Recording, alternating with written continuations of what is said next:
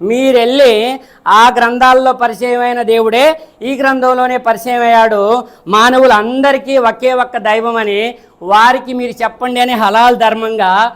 అర్థమవుతుందా? ఇస్లాం అంటే దైవధర్మం. ఆ దైవధర్మాన్ని మన భుజాల మీద ఎవరైతే హలాల్ తింటున్నారో, ఎవరైతే ఖురాన్ నా వారసత్వం అంటున్నారో, ఎవరైతే కట్నా ఉందో, ఎవరైతే షాదీ అప్పుడు నికా కాజీని పిలిచి నికా చేసుకుంటారో, ఎవరైతే మరి చనిపోతే కబరుందో అదే కఫన్ పెట్టి అంత్యక్రియల్లో చేస్తారో, వీళ్ళు నామకార్థంగా కొంతమంది విశ్వాసంతో ఉన్నారు, కొంతమంది విశ్వాసంలో కొంచెం మెండుగా ఉన్నారు. మీరెళ్ళి దారి తప్పిపోయిన ఆ జాతికి గ్రంథాల వెలుగులోకి అందరం వద్దాం, దైవ ధర్మం మీదకి రండి అని చెప్పి వారికి సందేశం మీరు ఇవ్వండి అని చెప్పి అల్లాహ్ తాలా ముహమ్మద్ సల్లల్లాహు అలైహి వసల్లం గారి ద్వారా, ఆయన అనుసర సమాజం ద్వారా మన భుజాల మీద పెట్టిన అతి పెద్ద బాధ్యత. అందరం అన్నల్లో మూలమే.